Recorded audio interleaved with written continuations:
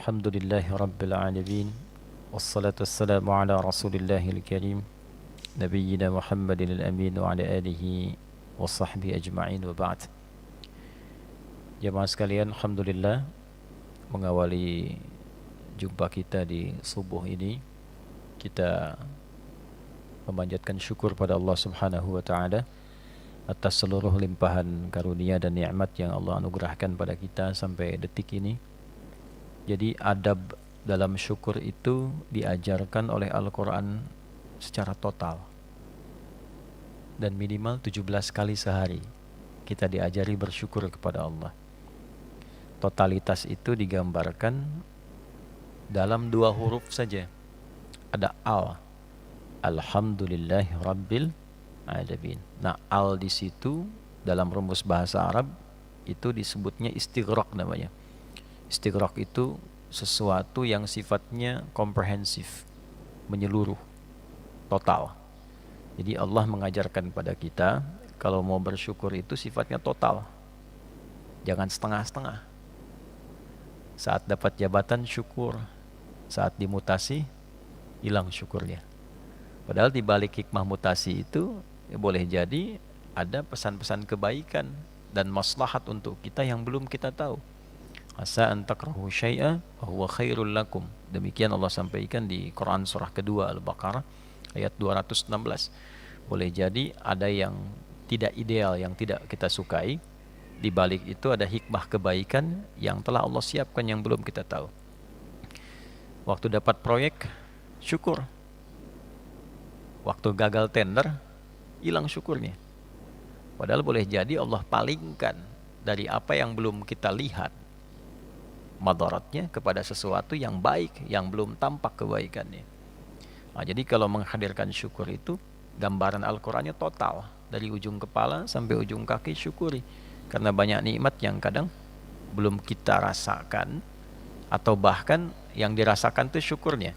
Nikmatnya sudah terasa karena belum diketahui, belum kerasa syukurnya itu.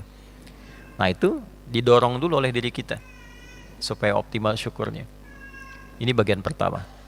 Nah, itu yang dimaksud nanti penegasan Allah dalam satu ayat yang tegas dalam Al-Quran. La'i syakartum la'azidannakum. Lihat rumusnya. Awas, ini dalam sekali kajiannya ya. La'i syakartum. Kalau kalian bersyukur, la'azidannakum. Aku pasti akan tambahkan nikmatku. Nah, cara bersyukurnya bagaimana? Ya. Nah, seringkali sebagian orang memahaminya syukurnya itu parsial sifatnya, sebagian-sebagian. Ya. Dapat makanan, syukur berbagi. Lahir anak, syukur akikahan, gitu ya. Bagus. Tidak ada masalah, bagus. Tapi kalau kita bisa total, semua nikmat itu disyukuri, dari ujung kepala sampai ujung kaki, dari apa yang kita dapatkan selama berkehidupan, itu tambahannya banyak nanti. Ya, la azidannakum, itu poinnya. Jadi ini bagian pertama yang kita ingin buka. Karena bulan ini bulan penuh syukur. Sekarang sudah masuk tanggal 28 di bulan Rajab 1445 Hijrah. Nah, Rajab ini itu namanya, nama lainnya bulan Ta'zim namanya. At-Ta'zim, bulan kehormatan, bulan keagungan, bulan evaluasi. Bulan kehormatan, bulan keagungan, bulan evaluasi. Jadi kalau kita di bulan ini mampu mengevaluasi diri sehingga mengembalikan keadaan kita terhormat di hadapan Allah, itu nanti naik derajat kita di hadapan Allah, muncul ta'zimnya, diagungkan, diangkat derajatnya. Salah satu cara untuk mengangkat derajat itu salah satunya evaluasi diri. Itu poinnya. Nanti totalitas dalam pelajaran itu ditemukan dalam fikih sholat nantinya. Itulah sebabnya esensi atau hal terpenting dalam peristiwa Isra Mi'raj itu terletak pada sholatnya. Kalau yang lainnya itu tambahan mu'jizatnya saja. Perjalanan dari Masjidil Haram ke Masjidil Aqsa kan menunjukkan sifat mu'jizat yang tidak bisa dilakukan manusia biasa untuk menegaskan yang ini Rasul. Selain Rasul nggak bisa begitu. Bisa nggak bolak-balik Masjidil Haram ke Masjidil Aqsa yang jaraknya cukup jauh, ya, dengan melakukan perjalanan yang kompleks. Banyak perjalanannya. Bukan cuma jalan, kalau jalan ya pakai pesawat kecepatan tertentu bolak-balik selesai, bisa bolak-balik ya. Tapi yang dimaksudkan di sini dengan teknologi di masa itu yang tidak ditemukan, ya kan? Yang kedua, dengan agenda yang tidak semua orang bisa melakukannya. Di Masjidil Aqsa tuh ngapain gitu kan? Kemudian naik ke langit, ya, dipertunjukkan oleh Allah kekuasaannya, linuriyahu min ayatina, itu poinnya. Ya, linuriyahu min ayatina, Quran surah 17 ayat 1. Jadi kami tunjukkan, kata Allah, keagungan kekuasaan yang belum tampak di kalangan manusia. Yang biasa kelihatan kan di alam manusia saja, di bumi kan. Langit belum tahu kan. Nah, karena ini nabi, ini rasul, bukan manusia biasa, ditunjukkanlah kuasa Allah di semua alam. Jadi bumi nampak, langit nampak. Ya. Nah, itu penegasan mukjizat. Tapi intisarinya bukan pada perjalanannya. Intisarinya pada hasil yang didapatkan dari perjalanan itu. Itulah sholat. Dan sholat itu menariknya bukan hanya untuk nabi. Ini poin pentingnya itu. Sholat itu bukan hanya untuk nabi, tapi semua ajaran tentang sholat dari mulai waktunya, penamaan waktunya, sampai dengan penunaiannya, dari takbir sampai dengan salam, ternyata disitulah esensi kehidupan kita. Semua solusi hidup kita ada di situ. Ya, semua solusi hidup kita. Jadi ternyata itu dari bacaan sampai gerakan semua ada maknanya. Ada artinya. Termasuk namanya, kenapa subuh, kenapa zuhur, kenapa asar, kenapa maghrib, kenapa isya. Saya pernah riset kecil-kecilan dan didalami dari segi pendalaman kebahasaan, itu ditemukan sesuatu yang sangat luar biasa dari namanya saja. Misal begini, ini sekarang subuh ya, nama sholatnya dua, subuh dan fajar. Masuk siang, nama sholatnya apa? Zuhur kan? Padahal siang itu dalam bahasa Arab, itu bahasa Arabnya nahar. Naharu kasaid, selamat siang. Nggak ada zuhuru kasaid. Waktunya siang, kenapa sholatnya bukan sholat siang? Sholatnya sholat zuhur. Kalau sore apa? Nah, itu sholatnya. Tapi sore itu dalam bahasa Arab disebutnya masa. Masa al-khair, selamat sore. Tapi waktu sholatnya bukan sholat masa, sholat asar. Maghrib, kemudian isya kan? Isya itu sholat apa? Di waktu malam ya. Malam. Malam itu lail, bahasa Arabnya. Lail itu malam. Tapi kenapa sholatnya sholat isya? Nah, itu ada artinya. Ada maknanya. Itu belum masuk ke penunaiannya.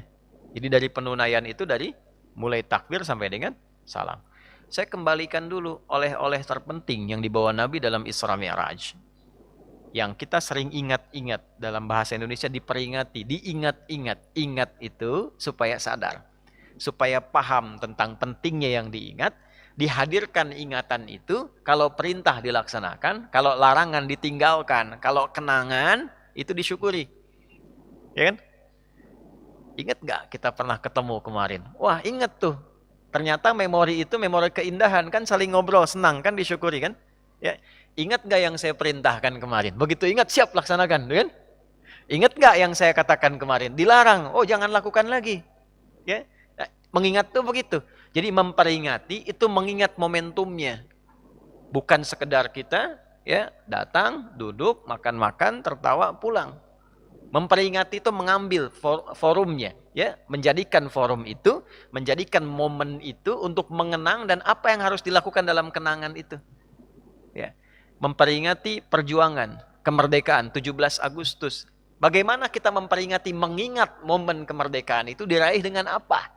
Sehingga kita bisa mengekspresikan syukur kita lewat kenangan itu. Memperingati Isra Mi'raj artinya mengingat peristiwa Isra Mi'raj itu, apa saja yang penting dari peristiwa itu untuk kita hadirkan di masa kini. Nah, sifat penghadiran itulah yang menjadikan kita mengevaluasi lagi. Selama ini benar nggak? Ya, melakukan apa yang Allah hadiahkan dalam peristiwa Isra Mi'raj itu. Baik. Nah, sekarang kita coba jabarkan 3 poin saja di sini. 1, kenapa harus sholat? Ya. Kedua, apa manfaatnya sholat? Ketiga, bagaimana cara sholat yang benar? Oke. Satu, kenapa harus salat? Ini langsung dijawab sendiri oleh Allah dalam Al-Quran di surah yang kedua, Al-Baqarah, di ayat ke-45 sampai 46.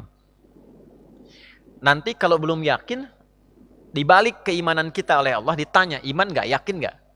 Disebutkan lagi imannya, ditegaskan di Quran surah kedua Al-Baqarah di ayat 153. Yuk kita percepat. Wasta'inu bis-sabri was-salah. Wa innaha lakabiratun illa 'alal khashi'in. Wasta'inu bis-sabri was-salah. Jika engkau merasakan, mendapati kesulitan dalam hidup, ya. Pemirsa dimanapun Anda berada, kita saat ini sedang berada di Pesantren Mira, suasana di dalam masjid. Alhamdulillah alamnya masih diberikan oleh Allah suasana yang nyaman. Jadi kalau dengar suara burung, ya, kemudian suara jangkrik, ya ini memang sangat natural. Plus suara anak-anak memang. Itu ya. Coba izin pintunya ditutup dulu, ya, karena nanti yang dari luar tanya-tanya, gitu ya.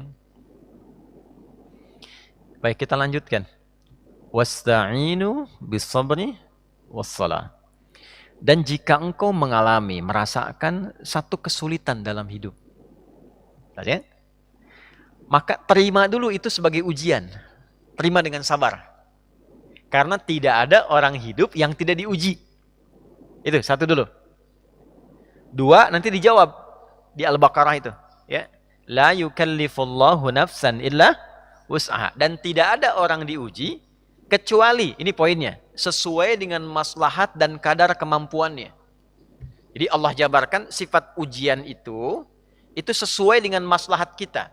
Maslahat itu kebaikan yang bisa kita dapatkan dari itu, ya, untuk meningkatkan kualitas hidup. Misal, kita ingin jadi apa nih? Ya, sifat hidup itu kalau ingin mendapatkan sesuatu, pasti melewati ujian. Anak kecil mau sekolah, ingin pintar. SD ada ujian nggak? Ada. Mau ke SMP ada ujian nggak? Ada. Jadi standar itu kalau kita menginginkan sesuatu, pasti diuji. Mobil itu bagaimana kelihatan kuatnya? Diuji kan? Tabrakin dulu, baru kemudian jadi sesuatu. Di semua sifat kehidupan itu, kalau ingin mendapatkan kualitas, pasti diuji. Nah, ujian itu bentuknya masalah. Itu poinnya.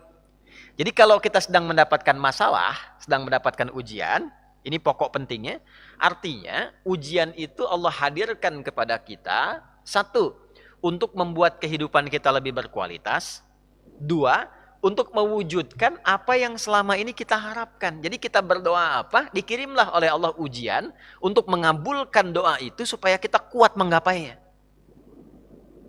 Kan nggak mungkin tiba-tiba langsung dapat. Ya Allah, saya pengen jadi ahli Quran. Saya pengen hafal Quran. Mungkin nggak begitu berdoa langsung hafal?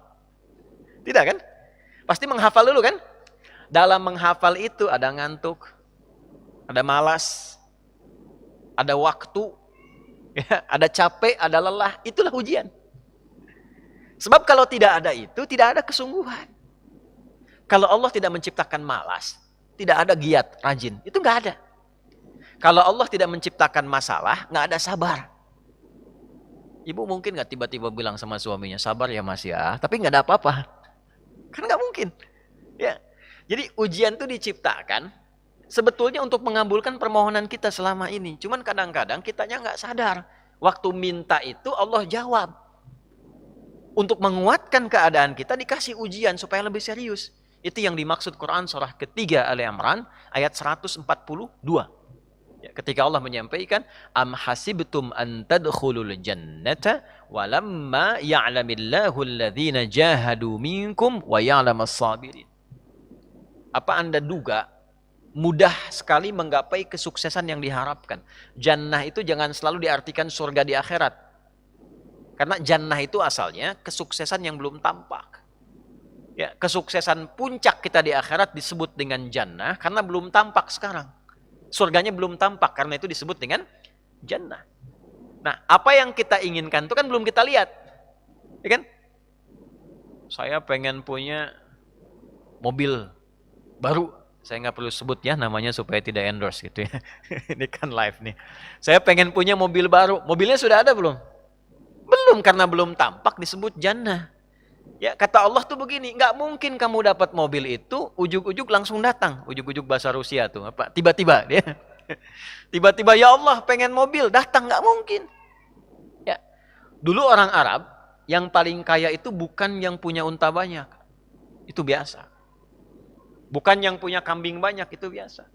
Kalau dia punya kebun, bisa ngalirin air, ada oasenya, ya, ada kebunnya rindang, itu baru orang kaya. Karena itu setiap orang Arab tuh selalu berharap saya punya kebun. Ya, kebun. Di padang pasir ada kebunnya gimana gitu. Belum tampak kan? Maka dari itu ketika mereka punya kebun, itu orang kaya betulan.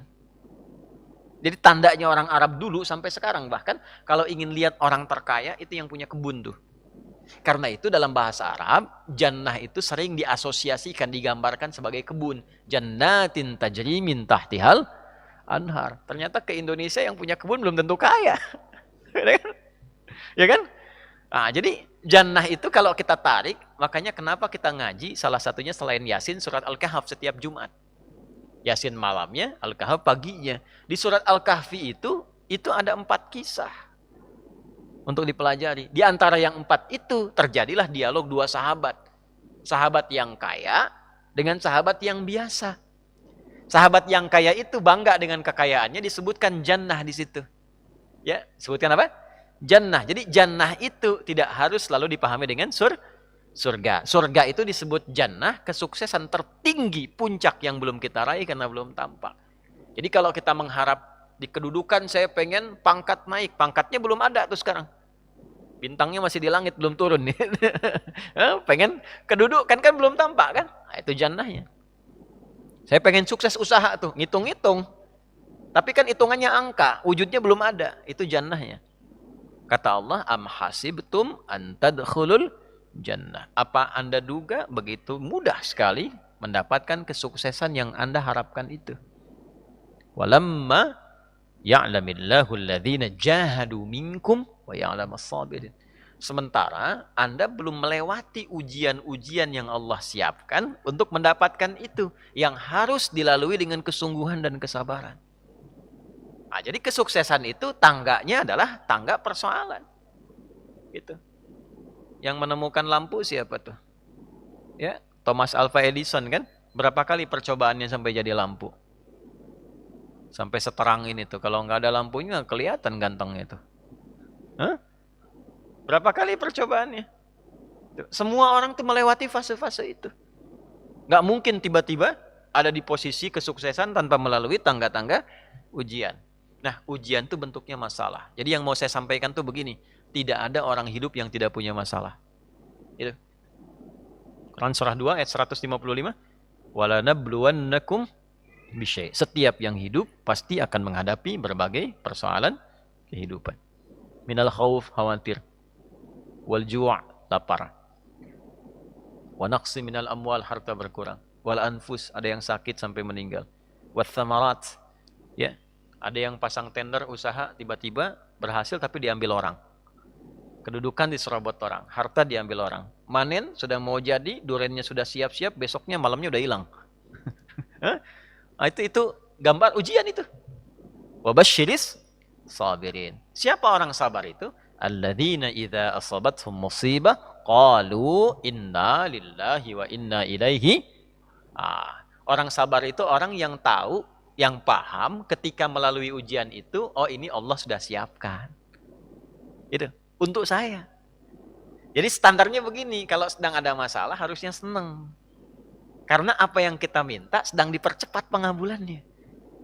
Saya kan minta sesuatu, jalannya mesti lewat ujian. Kan nggak mungkin tiba di sini kalau nggak lewat jalan. Ya, kadang-kadang mulus, begitu mau belok kan, lubangnya banyak kan? Gejlagat lu gitu kan? Ya kan? Baru nyampe ke sini kan? Tapi kalau sudah nyampe enak kan? Gitu. Nah, itulah hidup. Kadang naik, kadang turun, kadang naik, kadang turun. Nah, bagaimana cara mengondisikan hati kita sadar supaya saat muncul ujian itu kita merasakan kesadaran bahwa oh ini jalan sukses saya. Allah kirimkan buat saya, bukan buat yang lain. La yukallifullahu nafsan illa usaha. Kalau kita lihat-lihat, masalah tiap orang kan beda-beda ya. Tapi intinya sama kan masalah? Huh? Intinya kepikiran juga kan? Ya kan? Ya. Kalau masalah kan nomor 4 ya. Ya kan? Kan berpikir itu ada 4. Ada berpikir, sedikit berpikir, tidak berpikir, pikiranun. Gimana? Masalah itu kan pikiranun kan? Yang dipikirkan kan? Ya semuanya sama, intinya berpikir. Di perusahaan yang besar, yang kecil berpikir. Ya. Yang sedang ujian berpikir. Kadang-kadang sama-sama pusing, pusingnya sama, tapi bentuk ujiannya beda-beda. Yang paling menarik itu, ujiannya beda sesuai kadar kita. Nggak mungkin level direktur diuji dengan level pegawai bawah misalnya. Itu mustahil. Tapi sama-sama pusing juga. Ya, pegawai belum gajian pusing. Direktur proyek belum lancar pusing. Pusingnya kan sama kan? Tapi wujud ujiannya beda. Karena sesuai dengan maslahat kita. Itulah la yukallifullahu nafsan illa. Nah, cara mengatasinya bagaimana? Supaya saat diterima itu ada ketentraman dalam jiwa. Dan ketentraman itu melahirkan kesadaran. Oh, ini kan yang saya minta. Nggak mungkin ujian ini tiba-tiba muncul di hadapan saya kalau saya nggak pernah berdoa. Coba siapa yang pengen kaya, pernah berdoa minta sukses. Terus Allah kasih jalannya. Nih, lewatin dulu ini. Yang paling aneh kan begini, minta begitu dikabul marah. Kenapa harus saya ya Allah? Kan mana tadi doa gitu. Kan kamu yang minta tadi, kenapa ketika dikasih bilang kenapa harus saya ya Allah? Ini kan aneh sebetulnya. Ya? Jelas ya? Nah, supaya menghadirkan suasana itu, solusinya apa? Itulah hadiah Isra Mi'raj. Makanya perjalanan Nabi sebelum Isra Mi'raj itu melalui persoalan-persoalan dulu. Supaya sadar hidup itu nggak ada yang lurus terus. Tidak ada yang nyaman terus. Ya, Nabi itu sebelum Isra Mi'raj itu apa peristiwanya? Diganggu di Mekah. Lalu berharap di Taif itu ada pelindung. Karena Taif itu, maaf, secara landscape itu apa ya? Gambaran kotanya itu lebih maju, ekonominya lebih maju, supaya diharapkan orangnya lebih berpendidikan. Jadi begitu datang ke situ disambutnya baik. Ternyata alih-alih baik, nyampe ke Taif, kalau di Mekah dilempar dengan kata-kata, dituduh, dicaci, dimaki. Ke Taif dilempar dengan batu. Nabi terluka. Anak angkat beliau terluka juga Zaid. Istirahat, datang malaikat 2 turun. Ya Muhammad ya Rasulullah, kama qala, ya Rasulullah, mud yadaika ila sama, angkat tanganmu minta kepada Allah supaya kami ini diperkenankan mengangkat 2 bukit untuk menghimpit orang-orang yang telah melukaimu ini. Apa jawab Nabi? Perhatikan kalimatnya. La fa innahum qaumun la ya'lamun. Mohon jangan lakukan, karena mereka melakukan itu kepadaku karena belum tahu saja tentang aku. Bukan karena benci. Karena belum tahu. Kalau orang belum tahu dia apakan? Diberitahu, bukan dimarahi. Bukan dicaci. Jadi boleh jadi ada yang mencela itu karena belum tahu. Nah, kalau kita tidak merasa harus dicela, ya, dan tidak merasa celaan itu ada pada diri kita, kenapa mesti marah? Jelas ya? Maka apa yang terjadi? Perhatikan doanya. Aw kama qala, ilahi ila man takiluni. A ila qaribin yu'dhini am ila ba'idin yu'limuni. Fa ana radin ma lam taghdab alayya wala haula wala quwwata illa billah. Ya Allah, setelah aku bertugas di sini dan dilempari oleh orang-orang di sini, kemana lagi engkau akan perjalankan aku setelah ini? Apakah tempatnya masih dekat dan aku akan dilempari lagi? Ataukah tempatnya jauh dari sini dan aku akan disakiti lagi? Aku ridha dengan itu ya Allah, selama itu perintahmu sepanjang engkau tidak marah kepadaku. Itu poinnya. Tolong garis bawah ini. Sepanjang engkau tidak marah kepadaku. Apapun yang kau perintahkan, aku kerjakan. Apakah tempatnya masih dekat atau jauh dan aku akan disakiti lagi. Dari situlah turun undangan Isra dan Mi'raj. Ternyata bukan cuma di bumi, diperjalankan langsung sampai dengan ke langit. Subhanalladzi asra bi'abdihi lailam minal masjidil haram ilal masjidil aqsa alladzi barakna haulah linuriyahu min ayatina innahu huwas sami'ul basir. Turunlah peristiwa Isra Mi'raj. Undangan itu turun. Asalnya dari situ. Jadi ketika kita itu sadar bahwa semua apa yang kita alami ini ujian dari Allah untuk membantu kita meningkatkan kualitas hidup, mengabulkan doa kita, disitulah anugerah akan turun. Tapi kalau kita banyak mengeluh, capek. Ya, ini saya kasih gambaran gini. Ibu tahu cacing nggak? Cacing tahu ya? Mas tahu cacing ya? Pak, cacing itu kalau saya punya wajan tuh buat gorengan, panasin. Cacingnya dikesituin tuh. Ya. Kalau belum panas kan dia diam ya. Kalau udah dipanasin dia ngapain? Ah, rungkel-rungkel tuh. Orang Banten rungkel-rungkel. Ya. Ngapain cacingnya? Hah? Gerak-gerak gitu kan? Gede. Kenapa? Kenapa? Panas. Bukan. Bukan. Bukan karena kepanasan. Karena cacing tidak bisa mengeluh. Aduh, panas. Aduh. Enggak. Dia bergerak mencari solusi. Ya. Ya kan? Hah? Pernah nggak dengar cacing? Aduh, nggak pernah kan? Kenapa harus saya? Kenapa? Nggak pernah begitu. Kejamnya, oh, nggak pernah. Ya, yang dicari solusi. Nah, cacing dihisap tidak? Tidak. Kita dihisap tidak? Cacing tidak dihisap, tapi menjadi umpan untuk makanan kita. Kita yang sering ngumpanin cacing, tapi nggak belajar dari cacing tuh. Kenapa harus selalu ada keluhan? Yo, cicak. Cicak makanannya apa? Nyamuk. Cicak bisa terbang nggak? Nyamuk bisa terbang. Di mana logikanya hewan yang tidak bisa terbang, makanannya terbang? Tuh. Itu kalau nyamuknya pintar, dia punya akal. Ya, jadi mainan cicak tuh. Cicak, gitu kan? Ya. Tapi lihat kuasa Allah tuh. Orang tua kita cuma ngajarin sedikit. Cicak di diam-diam datang seekor. Kok datang seekor nyamuk? Bukan cicak mendatangi nyamuk, nyamuknya datang. Siapa yang mendatangkan nyamuk ke cicak itu? Apa pernah cicak mengeluh? Tidak mengeluh.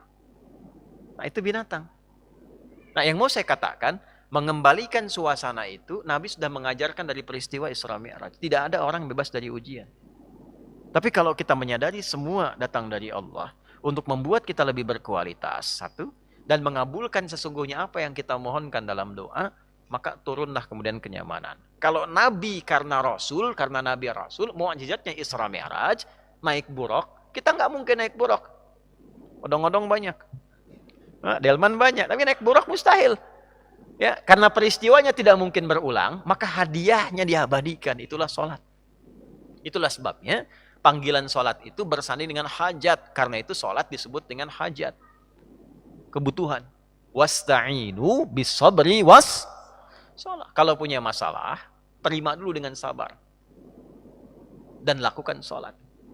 Nah, jadi asalnya sholat itu diperintahkan oleh Allah lewat Rasulullah untuk menyelesaikan semua masalah kehidupan kita.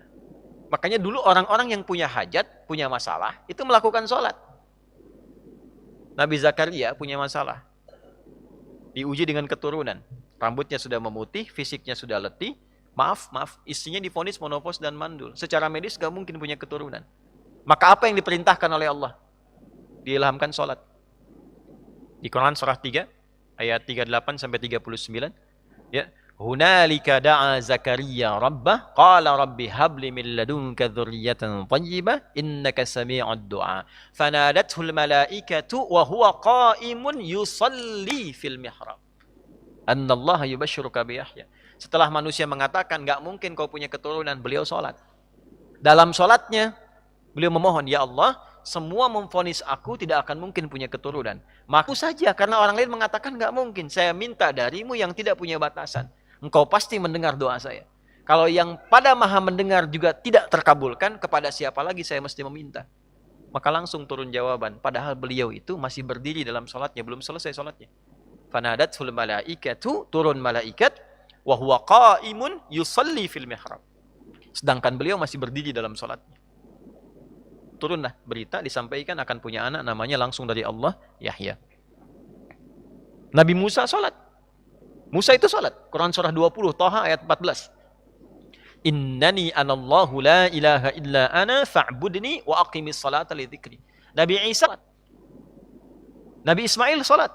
Quran surah 19 ayat 55. Wa kana ya'muru ahlahu bis salah. Bahkan Nabi Ismail itu meminta semua keluarganya jangan tinggal salat, jangan tinggal salat.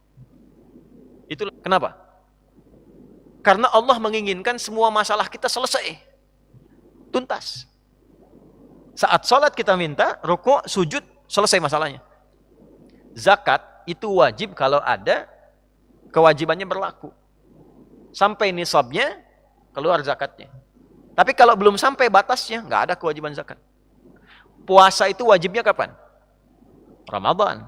Kalau tidak Ramadan, tidak wajib, kecuali nazar. Ya. Dan saat Ramadan pun kalau nggak mampu, masih bisa diganti. Kalau tidak qadha, fidyah. Haji wajib nggak? Kapan? Bagi yang mampu. Tapi sholat, semua berlaku, berdiri. Nggak bisa berdiri, nggak mampu, duduk. Waqu'uda. Nggak bisa duduk, berbaring. Nggak mampu berbaring, isyarat. Nggak mampu isyarat, berkedip. Dengan kedipan selama masih sadar. Nggak mampu berkedip, disolatkan. Kan sudah selesai. Ya. Ya, sampai titik akhir tuh. Ya, sampai titik. Kenapa? Karena Allah tidak menginginkan semua hambanya siapapun punya masalah yang tidak selesai. Duduk punya masalah, selesai. Berbaring punya masalah, selesai. Itu masalahnya. Dan tidak ada orang hidup yang tidak punya masalah. Ini subuh kan baru berapa menit tadi kita lewat tuh? 30 menitan. Ada nggak yang nggak punya masalah sekarang? Nggak ada.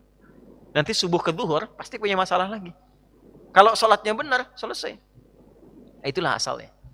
Itulah asalnya. Jadi keistimewaan sholat itu, keistimewaan sholat, mengapa disyariatkan sholat? Yang pertama adalah, ini intinya, supaya kehidupan hamba itu mendapatkan kemudahan di sisi Allah dan selesai semua persoalan-persoalan kehidupannya. Jelas sampai sini? Baik. Kenapa ini penting saya katakan? Karena sebelum kita berangkat menunaikan umrah, yang paling penting itu nanti ibadah sholatnya. Karena itu, ini saya tanya nih, di Masjidil Haram itu berapa kali lipat pahala sholatnya? 100.000. Baik ya. Saya mau tanya gini. Kalau baca Quran biasa di luar sholat, di Masjidil Haram, dikali 100.000 nggak? Dikali nggak? Tidak. Nggak ada dalilnya. Satu hurufnya tetap 10. Ya kan? Kalau saya infak, kali 100.000 nggak? Misal kapan-kapan misal di Masjidil Haram ada kotak infak misal gitu kan. misal aja. Terus ngasih ke situ tuh, ngasih. Kali 100.000 nggak? Tidak. Sekali umrah, kali 100.000 nggak? Tidak. Tapi sekali sholat berapa nilainya? 100.000. Pertanyaan saya, kenapa sholat yang digandakan, yang lain tidak? Karena Allah ingin menunjukkan yang terpenting itu sholatnya. Dan ada apa di balik sholat itu? Dan itu semua jenis sholat, bukan sholat fardu saja. Ya. Dan semua jenis sholat, termasuk yang sunnah itu terkait dengan kebutuhan kita. Ada dunia, ada akhirat. Misal, ya, malam kan alhamdulillah kita tahajud ya. Kenapa ada tahajud padahal sunnah hukumnya? Itu untuk memudahkan karir kehidupan.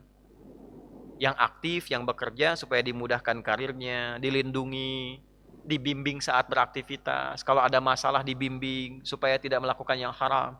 Tidak harus nyogok, tidak menyuap, tidak menempuh langkah-langkah kriminal. Dibimbing, itu tahajud. Ya, dilindungi dari gangguan. Kan Nabi itu, turunnya ayat itu salah satunya kan melindungi Nabi. Dikepung 100 orang, pasukan khusus. Tiba-tiba dibikin tidur di surat Yasin itu kan. Fa'aksyainahum fahum la yubsirun. Ya, mereka nggak bisa lihat, ditutup tuh. Itu amalan tahajud. Salat duha, apa manfaatnya? Rawatib yang 12 rakaat. Di At-Tirmidzi nomor hadis 414 itu. Dari Ummu Habibah. Ya, siapa Ummu Habibah? Nama aslinya? Sayyidah Ramlah. Ya, Ramlah binti Abi Sufyan. Sayyidah Ramlah istri Nabi. Salah satu istri Nabi SAW. Sayyidah Ramlah binti Abi Sufyan. Ya. Bibinya itu yang Ummu Jamil. Urwah binti Harb. Ya, suami Ummu Jamil itu, pamannya Nabi juga, Abu Lahab namanya. Sayyidah Ramlah nanti menikah dengan Nabi SAW, disebut dengan Ummu Habibah, melihat kebiasaan Nabi menunaikan sholat sunnah 12 rakaat. 2 rakaat sebelum subuh, 4 rakaat sebelum zuhur, 2 rakaat setelah zuhur, 2 rakaat setelah maghrib, 2 rakaat setelah isya. Ternyata setiap rakaatnya itu ada manfaatnya. Saya kasih rumus begini, kalau tidak ingin disibukkan oleh dunia, dunia jadi kecil, jaga 2 rakaat sebelum subuh. Karena itu dalilnya mengatakan rakaatul fajri khairum minad dunya wa ma fiha. 2 rakaat sebelum subuh itu lebih baik daripada dunia dan seisinya. 2 rakaat sebelum subuh itu bangunnya setelah subuh atau sebelum subuh? Ya harus bangun sebelum subuh. Ditunaikan dalam keadaan ngantuk atau sadar? Sadar. Makanya sadar dulu, tahajud dulu malamnya. Istighfar dulu supaya begitu menunaikan fresh keadaannya. Ini pengen dunia jadi kecil tapi sholatnya nggak sadar gitu kan? Kan nggak mungkin. Coba minta sama pimpinan dalam keadaan nggak sadar, diusir. Ya, jelas sampai sini? Nah itu ada manfaatnya. 4 rakaat sebelum zuhur apa manfaatnya? 2 rakaat setelah zuhur apa manfaatnya? 2 rakaat setelah maghrib, 2 rakaat setelah isya apa manfaatnya? Itu kalau kita keluarkan fadilahnya, itu semua terkait dengan semua masalah kehidupan kita. Itulah sebabnya ada sholat sunnah. Jelas sampai sini? Nah ini bagian pertama karena sekarang masuk 28 Rajab dan sering diperingati dengan Isra Mi'raj, ya kan? Nah, Isra Mi'raj itu bukan hanya seremonial, tapi mengingat kembali esensi yang ada di situ untuk kita amalkan dalam kehidupan kita. Nah, insya Allah saya mau masukkan kepada teori yang sangat cepat karena ini kita semua insya Allah sedang persiapan menunaikan umrah. Ya, teman-teman sekalian, insya Allah di bulan ini kita ada keberangkatan yang khusus untuk menunaikan ibadah umrah sekaligus mendoakan bangsa kita, negara kita, masyarakat kita mudah-mudahan diberikan oleh Allah ketenangan, kedamaian, kesejahteraan, kemakmuran dan keberangkatan kami insya Allah tepat setelah sesi pemilu. Jadi paginya sampai ke siangnya bisa mencoblos, sorenya kami berangkat dan salah satu agendanya untuk mendoakan supaya bangsa ini, negara ini damai, tentram, baik. Mudah-mudahan dikabul oleh Allah Subhanahu wa taala. Nah, umrah itu juga nanti ada kaitan erat dengan apa yang kita bahas tadi. Apa artinya umrah? Umrah itu apa? Ini poin. Umrah itu dari kata amara, asal katanya. Ya'muru. Kemudian dari situ muncul kata umur. Umur. Apa artinya umur? Berapa umurnya mas? Usia ya. Sering kita katakan usia. Asalnya bukan usia, Pak. Asalnya bukan usia. Kalau usia itu kan batas hidup ya. Perjalanan kehidupan sampai batasnya. Nah itu bahasa Qur'annya bukan umur, asalnya ajal. Asalnya ya, ajal. Contoh Quran surah 7 ayat 34. Ya, fa idza jaa ajaluhum la yastakhiruna sa'atan wa la yastaqdimun. Wa likulli ummatin ajal. Setiap orang yang berkehidupan di dunia, bahkan satu umat semua ada batasnya, nggak ada yang abadi.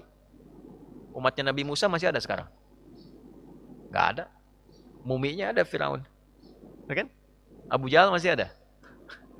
Nggak ada. Kisahnya aja yang ada. Semua selesai kan? Nah itu batas hidup. Nah sekarang begini. Batas hidup itu oleh Allah dirahasiakan, gaib, supaya kita serius mempersiapkannya. Ya. Jadi menjalani dunia serius, menjalani akhirat serius. Coba kalau diberitahu ajalnya nih. Sekarang jam berapa? Jam 6 kurang 11. Ya, WIB, waktu Indonesia, bagian Banten. Nah, misal, Anda dijadwalkan meninggal ajalnya jam 6 misal. Ini contoh saja ya, contoh. Contoh. Jam 6 meninggal misalnya. Kalau kira-kira tinggal 11 menit menuju ajal, masih sempat nggak mau sarapan? Enggak. Mau diajak olahraga mau nggak? Enggak, di masjid ya astagfirullah gitu kan? Ya, maka nggak ada kenikmatan dalam menjalani hidup. Ya, saya pernah lihat tuh ada film yang digambarkan tentang mencantumkan ajal di tangannya itu. Jadi nggak enak hidupnya. Coba kalau ajal itu tidak gaib sifatnya, nggak nyaman kita. Mau kerja nggak enak. Pak, mau besok upacara? Enggak, tinggal 2 jam lagi. Nggak mau, nggak enak. Hidupnya nggak nyaman. Ya kan? Maka dibikin gaib itu supaya kita nikmat menjalani kehidupan. Mau makan enak, makan durian enak, makan sop enak, nyaman aja. Tapi dalam hal yang bersamaan diingatkan oleh Allah, ajal itu bisa tiba kapan saja. Ada nggak yang tahu kapan meninggal? Tidak, karena tidak tahu kapan meninggal, mungkin nggak datang saat ini juga? Mungkin. Nah, rasa itu menjadikan kita lebih hati-hati. Betul, durennya enak, tapi jangan sampai ngambil duren punya orang lain. Ya. Betul, kendaraan itu bagus, tapi milik orang. Betul, baju itu bagus, tapi punya orang. Nah, ketika kita menginginkan kejar dengan dunia, rasakan seakan-akan kita akan hidup menjalani itu sebagai khalifah, pemakmur, sukses. Tapi ingat baik-baik, dalam rangka mengejar itu niatkan ibadah. Karena mungkin boleh jadi saat kita lakukan, kita wafat punya nilai di hadapan Allah. Itu poinnya. Nah, cara menjalani itu, itulah yang disebut umur. Itu umur. Jadi ajal itu batasnya, usianya, umur itu caranya. Dia punya 3 arti. Satu, sesuatu yang bermanfaat. Sesuatu yang bermanfaat. Umur. Berapa umurnya Ustaz Adi? 40 misal. 40 tahun. Selama 40 tahun itu berapa kali lisan berkata yang bermanfaat? Pandangannya sudah bermanfaat belum? Pekerjaannya bermanfaat belum? Ya, itu maksudnya. Ya. Umur itu artinya sukses. Umur itu artinya bahagia dan berkah. Jadi sepanjang hidup, kalau beraktivitas, usahakan, yuk maksimal sampai sukses. Bekerja sampai selesai. Ya, pekerjaan bagus itu yang gimana? Pekerjaan bagus itu gimana? Bang, yang kerja nih. Yang bagus itu yang gimana? Yang selesai. Pekerjaan bagus itu pekerjaan yang selesai. Gitu, tuntas. Ya, skripsi yang bagus itu skripsi yang selesai. Tulisan yang bagus itu tulisan yang selesai. Tuntaskan sampai kita sukses, ya. Nah, sisi lain bawa kebahagiaan dalam kehidupan. Jadi sukses, bahagia, bermanfaat, itulah umur. Kalau kita ingin melatih diri untuk mendapatkan itu dalam kehidupan, maka tambahkan kata sifat dari kata itu. Dari kata umur berubah menjadi kata umroh namanya. Kenapa disebut umrah? Karena semua ritual, praktek dalam ibadah ini, pesan-pesannya membimbing kita mendapatkan kesuksesan, kebahagiaan, dan keberkahan dalam kehidupan. Itu intinya. Nah, jadi nanti dari semua ini ada 5 pokok. Yang 4 menjadi rukun, yang 1 terakhir menjadi implementasi praktek. Apa yang rukun yang pertama? Miqat, dengan niat. Tempat dan niat sekaligus miqat. Insya Allah nanti kita dari Bir Ali, Dzul Khulaifah. Bir Ali itu nama tempatnya Dzul Khulaifah. Nanti kita ke sana saya terangkan. Cuma di situ ada yang punya sumur. Yang punya sumur namanya Pak Ali. Tapi bukan Ali bin Abi Thalib radhiyallahu ta'ala, bukan. Ya, Pak Ali punya sumur. Di zaman dulu, udah dulu banget. Di daerah itu. Kalau orang mau perjalanan, mau ke Mekah, mau kemana, lewat situ bersih-bersih dulu. Ya, di sumur Pak Ali itu. Sumur bahasa Arabnya bi'run, bi'r. Ali, Ali, maka dikenallah Bir Ali. Jelas ya? Kan biasanya kalau kita mau ketemuan di mana? Oh, di daerah Tapos misalnya kan masih dicari, susah tuh. Tapi yang terkenalnya Lotek Budedeh misalnya. Di mana Lotek Budedeh gitu kan? Jelas nggak di sini ya? Nah, jadi itu jadi meeting point-nya di situ. Bir Ali. Sampai di situ miqat. Tempatnya di situ yang dituntunkan Nabi. Kemudian yang paling diingat apa? Pakaiannya apa? Nah, nggak pakai begini, ganti nanti. Ihram itu apa? Pakaian. Pakaian itu apa? Ihram. Cuman berapa kain? 2 helai kain. Warnanya apa? Boleh nggak pakai biru? Pakai pink? Tidak kan? Warnanya apa? Putih kan? Kalau ibu nanti beda sendiri. Bebas ya. Tapi yang tidak mencolok. Bukan tabarruj. Ya, misalnya pakai hitam boleh. Pakai putih boleh. Cuman jangan sampai kerudung pink, ininya biru, bawahnya merah, tinggal dikerek kayak bendera. Ya, jadi wala tabarrujna tabarrujal jahiliyatil ula. Jadi jangan sampai terlalu mencolok. Yang laki-laki putih. Cuman 2 helai. Maaf. Pakai pakaian lain enggak? Kaos pakai. CD pakai. Enggak ada. Ya, dalaman dibuka semua, cuman 2 itu. Dan pakaiannya namanya pakaian apa? Nah, apa itu ihram? Ihram itu dari ahrama yuhrimu. Akar kata awalnya dari kata haram. Dari kata haram muncul kata hormat. Hormat itu dari bahasa Arab, hormah. sesuatu yang terhormat. Jadi mengenakan pakaian itu berlatih untuk menjadi pribadi yang terhormat. Ini bukan ngarang-ngarang ini ada sanadnya. Bagaimana cara berlatih yang terhormat itu? Meninggalkan semua yang haram. Jadi kalau sudah kita pakai pakaian itu, tandanya kita berkomitmen meninggalkan semua yang diharamkan Allah dan Rasulnya. Ahrama yuhrimu, meninggalkan yang haram. Jadi begitu dipakai, kita ingin gambarkan, hidup saya pengen bersih seperti kain ihram ini. Ya, jauh dari segala yang dilarang oleh Allah. Komitmen meninggalkan dan menanggalkan semua yang dilarang oleh Allah dan Rasulnya. Begitu ditinggalkan, kita terhormat. Saya tanya begini, korupsi itu diperintahkan atau dilarang? Dilarang. Ketika dilarang, tinggalkan. Kenapa? Muncul hukum haram. Kenapa? Bukan sekedar ingin dihambat kita dari perbuatan itu, tapi ketika dilakukan menjatuhkan kita dari posisi terhormat. Ketika seseorang mencoba korupsi, ya, dapat dia, ya, kena itu pasti. Kalau tidak di dunia pasti di akhirat.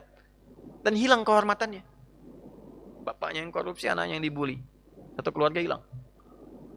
Kenapa berbohong itu haram? Karena saat ketahuan berbohong itu dilakukan dan dia melakukan itu, turun kehormatannya di hadapan Allah. Ketahuan turun di hadapan manusia, tidak ketahuan oleh manusia, turun di hadapan Allah. Pilih mana? Runtuh kehormatan di hadapan Allah atau runtuh kehormatan di hadapan manusia? Dua-duanya rungkad. Hancur dua-duanya kan? Ya, dua-duanya hancur. Jelas sampai sini? Oke, itulah pakaian ihram. Orang yang disebut muhrim. Orang yang sedang berkomitmen. Jadi diingat. Jadi begitu mengenakan pakaian itu, kalau hidup ingin berkah, hidup ingin sukses, hidup ingin bahagia, tinggalkan segala yang dilarang. Minimal hati lebih tenang. Rezeki itu udah diatur. Tapi ketenangan itu senafas dengan ikhtiar kita. Jadi kalau nyari sesuatu yang sudah diatur, ikuti aturannya. Jangan keluar aturan. Dapatnya lebih banyak, iya. Tapi ketenangan hilang. Mungkin terasa ada tambahan, tapi karena tidak berkah, ketenangannya hilang. Itu sudah rumus. Ya, antum nih, pilih mana? Kaya tapi gelisah atau miskin tapi tenang? Hah? Miskin tapi tenang. Kasihan. Rabbana atina fid dunya wa fil akhirati. Nah, kaya tapi tenang. Jelas? Ini pakaian ihram. Jadi begitu dikenakan, kita katakan komitmen. Komitmennya kita katakan labbaik Allahumma umrah. Labbaik Allahumma labbaik. Labbaik Allahumma umratan. Itu niatnya. Kita katakan labbaik ya Allah, aku penuhi panggilanmu. Umratan, untuk umrah supaya aku lebih baik lagi. Lebih sukses, lebih berkah. Aku berjanji dengan mengenakan pakaian ini, sekarang aku tinggalkan semua yang kau larang. Itu maksudnya. Jadi begitu dikenakan, kita komitmen, jaga itu. Ya, jaganya sampai kapan? Wala tamutunna illa wa antum muslimun, sampai wafat, hatta ya'tiyakal yakin. Karena saat meninggal pun pakaiannya itu juga, cuma 2 lembar. 2 lapis itu. Maka kalau sudah berkomitmen begitu, jangan cuma umrahnya dijaga, pulang umrah, kembali lagi. Ya. Saat umrah baik, pulang umrah jelek lagi. Saat umrah soleh, pulang umrah salah lagi. Itu masalah. Problem.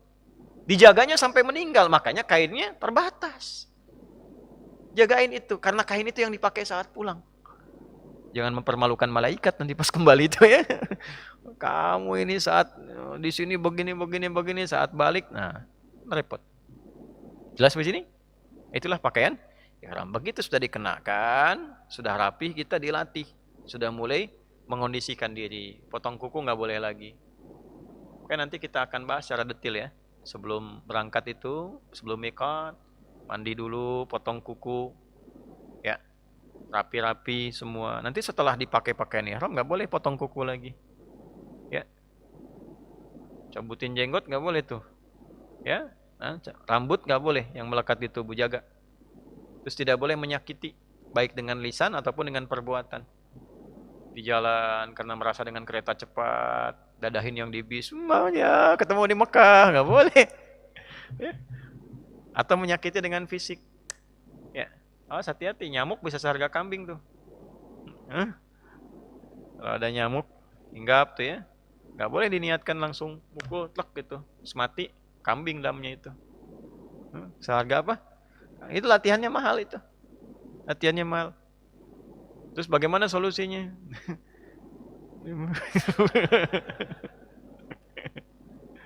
Ya. Nah, nanti kita belajar itu tuh. Pelan-pelan tuh. Dilatih diri, mengendalikan syahwat.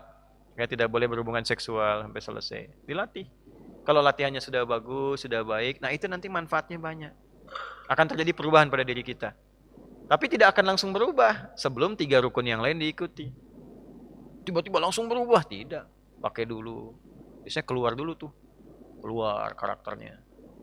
Yang pemarah keluar, gak ada angin, gak ada hujan, ya tiba-tiba marah. Kontak ngelihat marah juga. Itu supaya keluar terus keluar. Nah, nanti setelah itu masuk kemudian ritual pertama, rukun yang kedua setelah miqat, ya yang kedua tawaf. Apa itu tawaf? Mengelilingi Ka'bah sebanyak 7 kali, keliling 7 kali selesai gitu. Ya, tawaf itu ibadah. Ibadah yang dipraktekkan melalui pengelilingan Ka'bah sebanyak 7 kali sambil berzikir kepada Allah. Nah, 7 itu hikmahnya, ilmu hikmahnya bukan sekedar kita 7 kali begitu selesai. 7 itu gambaran aktivitas kita 7 hari dalam sepekan. Saya ulang ya, gambaran aktivitas 7 hari dalam sepekan. Dalam sepekan kita beraktivitas berapa hari? Kalau cuma 6 hari berarti meninggal hari ke-7. Karena tidur itu aktivitas, makan itu aktivitas. Oh, saya nggak ada aktivitas hari ini, meninggal. Semua orang beraktivitas. Ya. Cuman sayangnya begini, banyak orang yang sekarang itu cuma muter-muter. Muter-muter aja, berangkat gelap, pulang gelap, gak ada kerjaan. Berangkat gelap, pulang gelap. Yang paling aneh itu sudah muter-muter nyakitin orang. Sikut, subhanallah, walhamdulillah, Ada orang manusia begitu tuh, cuman muter-muter buat nyikatin orang, muter-muter buat mencela orang, ya, melakukan hal yang sia-sia. Apa bahasa Arabnya sia-sia? Mubazir.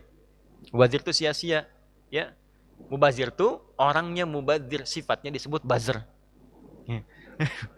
Ya, badzara yubadziru tabdziran, fahuwa mubazir wa zaka bazir. Dari badzara yubadziru. Ya, yang sia-sia. Jadi pekerjaan bazir itu sia-sia. Ya, mencela gitu. Tiap orang tiap hari kerjanya begitu. Masa cari makan dengan mencela orang? Ya, nanti digambarkan tuh dalam peristiwa itu. Subhanallah. Ada yang tiap hari pengen nyari perhatian orang. Digambarkan. Begitu putar handphone. Subhanallah. Kelihatan gak di sana? Nah, perhatian orang. Ya. Ada yang jadi joki. Ajar aswad. Masuk. Gak. Ada yang begitu. Ada yang hanya ingin hajar aswad, menyakiti orang, tendang orang, singkirkan orang.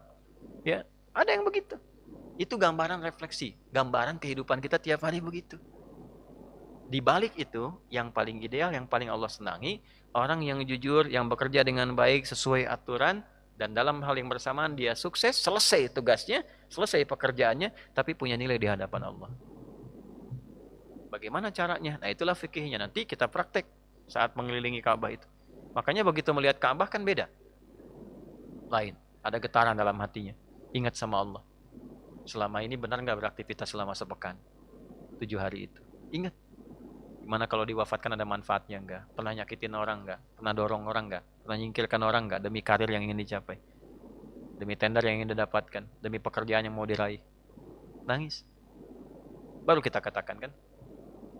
Allahumma zid hadzal baita ta'ziman wa tashrifan wa takriman wa mahabbatan wa birran wa zid 'ala man hajjaha wa i'tamarahu aw ra'ahu ta'ziman wa tashrifan wa takriman wa mahabbatan wa birran. Paham? Tidak. Belum ya Allah, mohon tambahkan kemuliaan, keagungan, kebaikan ya kepada Ka'bah ini ya Allah. Dan seperti engkau percikan ke situ, tanamkan pada kami kebaikan yang sama pada orang haji, pada orang umroh ataupun orang yang melihatnya saja. Maka begitu kita berdoa, kita berjanji pengen jadi orang baik. Mulailah kita dari Hajar Aswad. Hajar Aswad itu artinya apa? Hajar artinya batu. Aswad artinya hitam. Hajar artinya batu. Aswad artinya hitam. Jadi Hajar Aswad apa? Batu. Nah, emang hitam? Tidak. Waktu turun warnanya apa? Putih seputih susu. Kenapa jadi hitam? Dosa siapa? Manusia. Anda manusia. Nah, berarti nyumbang saham di situ tuh. Jadi hitam tuh. Ini karena dosa kita juga, dosa saya juga, dosa Anda, dosa kita. Makanya begitu ke situ fitrah kita bergerak, nangis. Nangis itu bukan karena haru juga, karena dosa. Makanya sadar kita, langsung istighfar. Ya, sadar. Begitu sadar angkat tangan kita kan. Ya kan? Kalau dalam sholat kan angkat tangan juga, tanda kepasrahan, tawakal sama Allah. Menyerah kita. Nyerah. Urusan-urusan akhirat dunia kita pasrahkan pada Allah. Bismillahirrahmanirrahim. Allahu akbar. Kalau agak panjang, ya Allahumma imanan bika wa tasdiqan bi kitabika wa tiba'ani sunnati nabiyyika Muhammad sallallahu alaihi wasallam. Bismillahirrahmanirrahim. Allahu akbar. Udah ada nanti ya.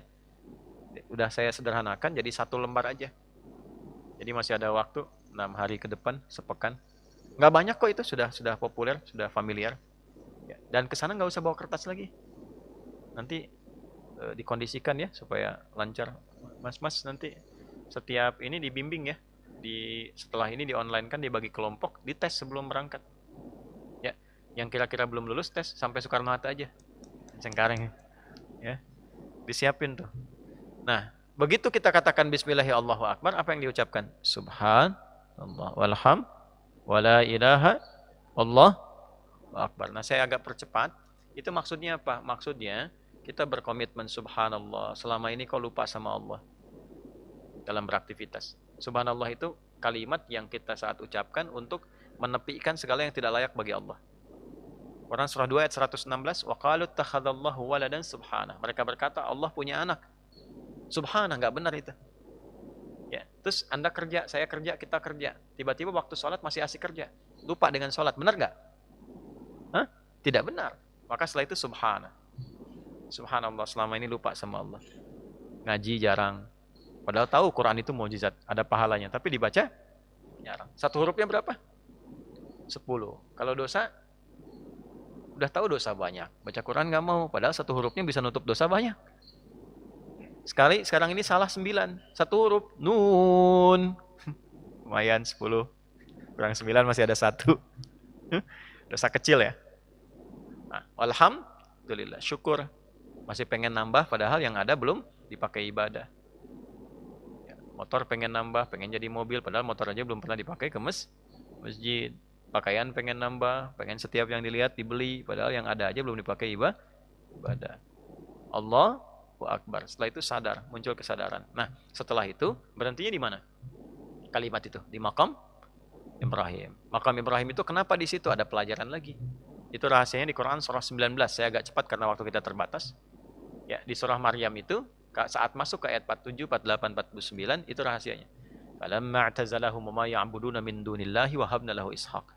Ketika seseorang itu sudah ada dalam dirinya kesadaran untuk mendekat kepada Allah, ya sadar. Nabi Ibrahim sadar mengatakan inni wajjahtu. Sekarang sudah semua ujian saya teruskan kepada Allah. Pekerjaan saya untuk ibadah aja. Inna salati wa nusuki wa mahyaya wa mamati lillahi rabbil. Nah, betul enggak itu? Salat saya, ibadah saya, pekerjaan saya sebagai ibadah. Udah betul nggak ke situ? Kalau sudah semua karena ibadah, makannya ibadah, minumnya ibadah, kerjanya ibadah, sudah. Allah anugerahkan apapun yang diminta termasuk yang mustahil menurut orang. Karena itu ayatnya mengatakan wahabna lahu Ishaq, bukan Ismail. Ishaq itu anaknya siapa? Nabi Ibrahim. Dari siapa? Sayyidah Sarah. Siapa Sayyidah Sarah? Istri beliau yang mulia, yang divonis oleh medis tak mungkin punya keturunan. Yang tak mungkin pun jadi mungkin. Oleh karena itu, setelah dari Hajar Aswad ke makam Ibrahim, itu doanya formal, nggak ada yang lain. Subhanallah, walhamdulillah, wala ilaha illallah, wallah. Sampai situ misal. Formal doanya. Tapi setelah dari makam Ibrahim, sampai rukun Yamani, bebas minta pakai bahasa apapun. Nggak ada ketentuan khusus. Bebas mintanya, pakai bahasa kita boleh. Padang pakai bahasa Padang. Riau pakai bahasa Riau, kan baru. Jawa pakai bahasa Jawa, Sunda pakai bahasa Sunda. Silahkan minta. Nanti kadang-kadang yang diminta karena namanya keinginan, semua pengen diminta. Ya, jodoh orang diminta juga. Hah? Pekerjaan maksudnya kan, ya jodohnya orang, udah nyambung sama orang, diminta juga. Nggak baik untuk akhiratnya. Maka diluruskan di rukun Yamani supaya baik dunia akhirat. Karena Allah mengabulkan apa yang dibutuhkan, bukan memberi apa yang diinginkan. Maka dikatakanlah wa minhum may yaqulu rabbana atina fid dunya hasanah wa fil akhirati wa qina adzabannar. Maka kita minta supaya yang permohonan kita itu dilengkapkan oleh Allah baik dunia akhiratnya. Ya. Ya Allah, saya nggak apa-apa ya Allah, jadi manajer juga nggak apa-apa, yang penting baik. Nggak bagus manajer buat kamu, direktur aja kata Allah kan, bisa kan? Bisa aja begitu, bisa. Tapi ada yang minta mobil dikasih sepeda, bisa terjadi. Prinsipnya apa? Yang baik menurut Allah. Ada kawan kami mendapatkan jalan dari Allah di perusahaan internasional, masuk golongan PHK. Begitu masuk ke situ, minta kesempatan umrah dulu sama bosnya, diizinkan. Begitu berangkat tuh saya tuntun tuh sebelumnya, insya Allah nggak usah khawatir, pasti Allah berikan. Itu begitu pasrah, minta sama Allah yang terbaik. Tiba-tiba langsung setelah selesai tawaf itu langsung dapat telepon, tawaran di 3 negara. Tadinya dari Libya, ditawarkan mau di Malaysia, di Australia atau di Saudi. Baru selesai. Saya kebayang. Jadi bukan berarti langsung, itu seringkali terjadi begitu. Ada saya pernah bawa tawaf sunnah itu, teman. Yuk doa di sini. Begitu doa, dia cuma minta ya Allah punya teman belum pernah tersambung sampai sekarang, minta. Begitu selesai doa keluar ditelepon sama temannya. Itu nanti tapi dilakukannya nanti pas tawaf sunnah ya, jangan pas umroh yang formal karena kita masih ada sa'i, masih ada tahallul. Ya. Tapi kalau tawaf sunnah nanti insya Allah kita jalan di tempat-tempat mustajab, tunjukkan di doa sini, doa sini. Ada yang unik ada tapi nggak harus ditiru. Ada orang dari salah satu tempat lah, saya nggak perlu sebut. Dia bikin catatan tuh. Begitu di multazam, nyangkut begini tempelin tuh. Ya Allah, saya ini banyak hutang ya Allah. Ya, kesini pun saya ngutang, ya kan? Kalau tidak percaya, ini catatannya. Tempel ini. Tapi habis itu lunas, Pak. Lunas itu. Ya, alhamdulillah. Tapi nggak harus di situ ya, nggak harus ditiru gitu caranya itu. Kita minta. Tapi poinnya tadi ada keyakinan, ada kebaikan. Dan atina fid dunya wa fil akhirati. Nah, dunia akhirat jangan cuma dunia saja. Jadi dunianya tarik ke akhirat, nanti dunia ikut. Ya, jangan akhirat tarik ke dunia. Ya, jelas ya? Oke, nanti setelah itu berusaha, itulah gambarannya selama hidup.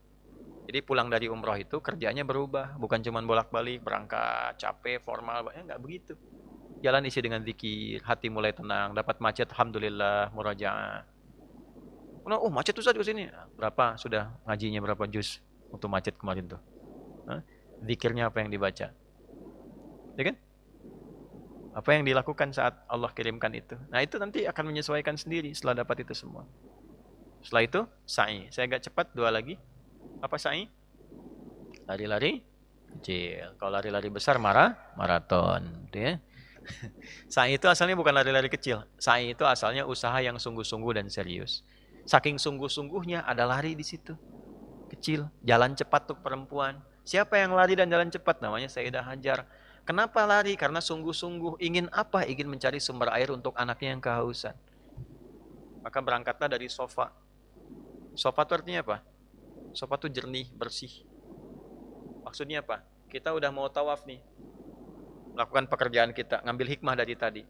Ingin beraktivitas, lakukan dengan sungguh-sungguh. Spirit tawaf bawa. Ya, kalau mau kerja yang serius, jangan nanggung. Nanggung itu nggak dapat apa-apa. Kalau belajar yang sungguh-sungguh, menghafal yang sungguh-sungguh. Nah, kalau ingin nyaman memulainya, walaupun berat tantangannya, berpikir yang positif sofa. Positif dulu, Allah pasti berikan jalan. Tidak ada masalah yang tidak ada solusinya. Tidak ada problem yang tidak ada jalan keluarnya. Hadirkan. Orang yang selalu positif dalam menjalani apapun, itu mencapai setengah kesuksesan. Nah, apa yang ingin kita raih, puncaknya disebut marwah namanya. Puncak sesuatu yang ingin diraih. Apakah langsung mendapatkan itu? Tidak. Naik turun. Kadang dalam usaha begitu, sedang di atas turun. Begitu ada peluang, cepat kejar. Ada peluang tidur. Ya, nggak dapat. Ada peluang kejar. Ada pengajian, ustaznya bagus, kejar. Ada proyek bagus, kejar. Bikin tender, kejar. Tapi yang bersih. Yang bersih, karena sofa bersih. Jangan pakai nyogok, jangan pakai nyuap, jangan pakai macam-macam. Naik. Cuman memang ada kadang-kadangnya turun dulu. Nanti datar, kejar lagi peluang sampai naik. Ya, dan jangan pernah menyimpulkan kalau sekali coba itu gagal, tidak. Ya, karena sa'i itu berapa kali? 7 kali. Mulai dari mana? Sofa. Berhenti di mana? Itu pasti marwah, nggak mungkin di sofa tuh. Kalau berhenti di sofa, kalau nggak 6, 8 tuh. Ya. Karena kalau 7 pasti marwah. Orang yang benar ngikutin sofa pasti dapat marwah. Orang yang kerjanya benar sesuai ketentuan sa'i itu pasti dapat ujungnya, nggak mungkin nggak dapat. Sekalipun pendapatan itu mungkin tidak diraih olehnya, oleh sosok lain yang melimpahkan keberkahan padanya. Bapak nabung, ibu nabung, pengen umroh, pengen haji. Nabung aja nggak apa-apa, dapat sedikit. Tapi ternyata, berangkatnya lewat anak. Ternyata berangkatnya lewat ikhtiar. Berangkatnya lewat pasangan, bisa jadi begitu. Selama ini kita cuma berdoa, tapi ternyata doanya dikabul lewat sisi yang lain. Maka dari itu kalau sudah ikhtiar, itu dicatat tuh. Allah perintahkan malaikat catat.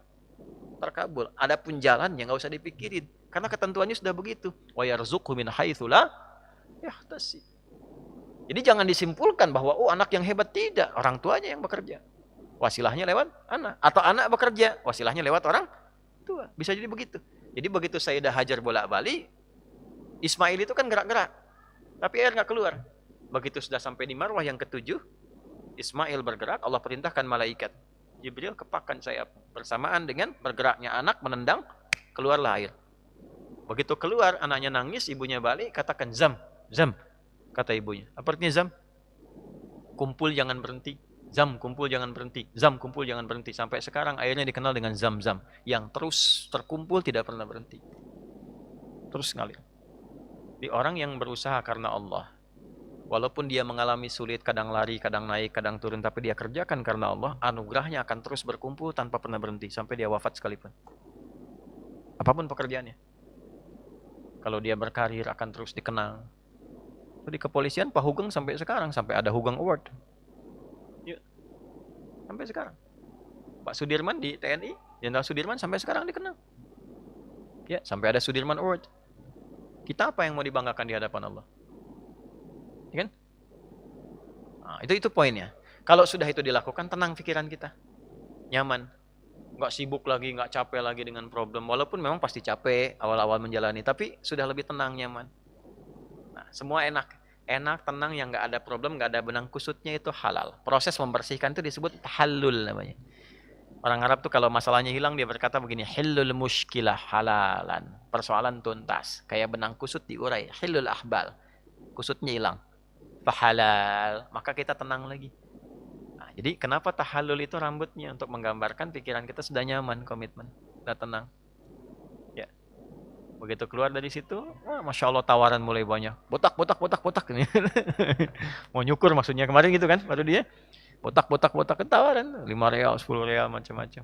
Artinya apa? Udah menarik perhatian orang banyak. Ya, dapat sesuatu. Semua terlihat nyaman. Nah, itulah umrah. Jadi kalau sudah umrah, pulangnya itu kata Nabi, kalau umrahnya benar itu menghilangkan kefakiran. Ya, bukan berarti jadi langsung orang kaya, bukan berarti begitu. Pulang-pulang langsung dapat kaya, enggak begitu. Maksudnya apa? Sifat ketergantungan itu hilang. Semuanya ditawakal kepada Allah. Ikhtiarnya jalan. Makanya orang yang selalu positif itu enggak pernah fakir. Tapi orang yang dikendalikan nafsu itu yang fakir yang sesungguhnya. Yang korupsi itu fakir sebetulnya. Tapi tidak berhak menerima zakat. Jadi fakir yang kasihan itu. Ya, miskin sebetulnya itu, miskin yang paling sejati itu yang tidak berhak menerima zakat. Sudah nggak dapat zakat, dikuasai nafsunya, semua serba kurang, kekurangan, terus pengen nambah. Nah itu akan hilang ketika menunaikan ibadah dengan cara yang benar. Jadi itu spiritnya. Maksud saya kenapa dibuka di awal, supaya nanti kita bisa mengukur antara berangkat dan pulang. Mesti ada bedanya. Jangan sampai berangkat dan pulang sama saja. Untuk apa? Buang-buang energi, buang-buang tenaga, waktu, buang biaya, dan sebagainya. Berangkat dengan cara yang benar, evaluasi ketika pulang dengan hasil yang maksimal. Saya kira itu yang kita bahas ya, karya saya dengan Rajab, korelasinya dengan Rajab, dengan Isra Mi'raj, dengan Umrah, dan dengan aktivitas kehidupan kita. Semoga semua perjalanan dilancarkan insyaAllah. Nah, setelah saya tutup ini, kita tutup dulu untuk sekaligus menyampaikan pada teman-teman dimanapun Anda berada. Alhamdulillah, kami dari Mira, Mahad Islam Fi Akhir di Banten, memberikan pesan-pesan untuk kita semua. Yang pertama, untuk konsistensi kita di hadapan Allah Subhanahu wa taala, istiqamah dalam kebaikan, saling mendoakan dalam kemuliaan, berusaha untuk merubah diri kita menjadi lebih baik. Dan yang paling penting setelah menjadi baik, kontribusi apa yang bisa kita berikan untuk bangsa, negara, dan tempat kita tinggal dan berdomisili. Semoga semua kita disehatkan, diberikan keutamaan, semangat menunaikan sholat, dan lebih dekat dengan cinta Rasulullah SAW. Kita akhiri sama-sama dengan memohon kebaikan pada Allah Subhanahu wa taala. Semoga doa kita dikabulkan, sekaligus menutup perjumpaan kita dengan pemirsa dimanapun teman-teman kita berada. Setelah itu kita akan sampaikan beberapa teknis yang terkait dengan pemberangkatan, kemudian di sana, dan bagaimana proses yang berlangsung sampai kita kembali. Allahumma taqabbal minna innaka antas sami'ul alim wa tub alaina innaka antat tawwabur rahim. Allahumma 'allimna ma yanfa'una waj'alna minal musallin al-muttaqin. Rabbana atina fid dunya hasanah wa fil akhirati hasanah wa qina adzabannar. Wa sallallahu ala sayyidina Muhammad wa ala alihi wa sahbihi ajma'in. Wa akhiru da'wana subhanakallahumma bihamdika asyhadu an la ilaha illa anta nastaghfiruka wa natubu ilaik. Walhamdulillahi rabbil alamin. Assalamualaikum warahmatullahi wabarakatuh.